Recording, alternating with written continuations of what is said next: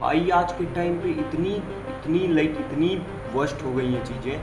भाई इंस्टा आपको आप पहले आपको कुछ न्यूरो साइंस का दिखा देगा, ठीक, फिर उसके बाद दिखा देगा आपको एस्ट्रोनॉमी में भेज देगा, फिर आपको कहेगा नहीं आपको एस्ट्रोटॉक पे जाना चाहिए, फिर आपको बोलेगा नहीं नहीं ये भी नहीं, ये मत करो, यहाँ पे जाओ। भाई वो जैसी आपकी फीड बिल्ड करेगा आपका वैसा माइंड हो जाएगा।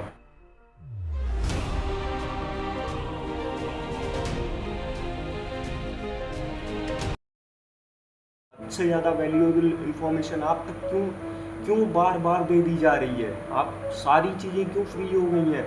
ना आप हार्वर्ड के कोर्सेज देखो फ्री है, स्टैनफोर्ड के देखो सब फ्री है। अगर आप सीखना चाह रहे हो सब कुछ फ्री है, सब कुछ। लेकिन क्या नहीं फ्री है? द राइट ऑफ चूजिंग, कि आप एक्चुअली क्या चूज़ करोगे। आपको भटका दिया जाएगा कि आप आपके फीड में 10 रील आएंगी आईएएस की, आपको लगेगा आपको आईएएस बन जाना चाहिए। आपकी 10 रील आएंगी आपको अकाउंटेंट की, आपको लगेगा आपको अकाउंटेंट बन जाना चाहिए। आपको 10 रील आएंगी एनालिस्ट की, आपको लगेगा एनालिस्ट बन जाना चाहिए।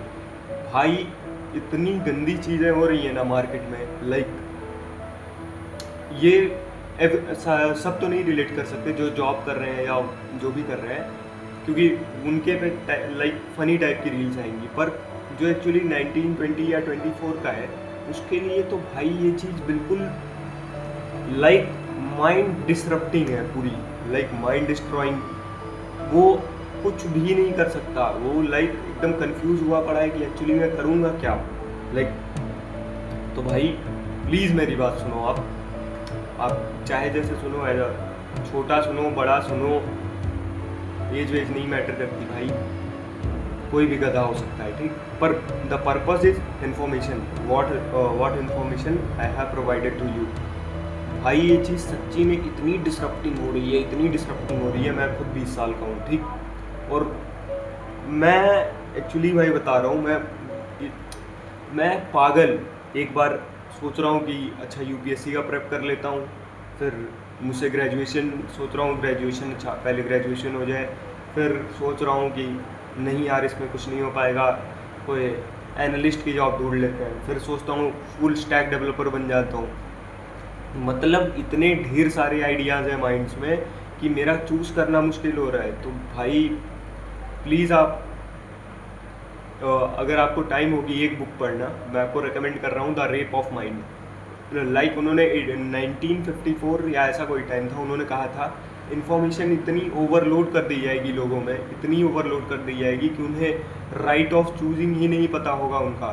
मतलब जैसे पहले का क्या था, एक चीज़ सही थी कि आपको एक चीज़ का बता दिया गया कि आपको ड्राइविंग करनी है, आपको मिट्टी उठाना है, आपको कुछ करना है, फिर आप वो काम तब से लेके अब तक कर रहे हो, पर अब आप वो नहीं कर सकते हो। आप भाई मेरी बात मानो या ना मानो, अब आप वो काम नहीं कर सकते हो, क्योंकि चीज़ें इतनी बदल चुकी हैं, इतनी बदल चुकी हैं कि मैं आपको बता नहीं सकता हूँ।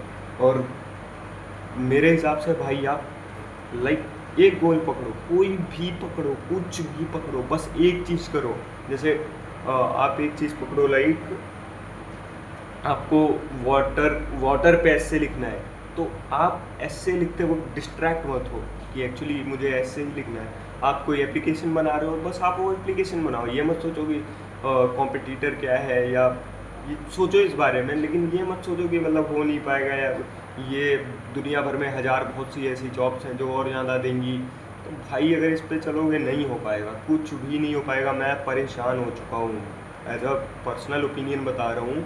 I am very very mentally unstable of digesting the things I have learned। और आप सब जानना भी आपके लिए इतना इतना दुखमयी हो सकता है कि आप सब कुछ जान रहे हैं, आप हर डॉट्स को कनेक्ट कर पा रहे हैं, और फिर एट द एंड आप कुछ नहीं कर पा रहे हैं। आप डॉट्स को कनेक्ट कर लेंगे, क्या कर पाएंगे आप? मेन चीज़ है पैसा, वो आपके हाथ में रहेगी ही नहीं। मेन चीज़ है पैसा, वो आपके हाथ में है ही नहीं, आप करोगे क्या? आप ये भी तो सोचो एक बार।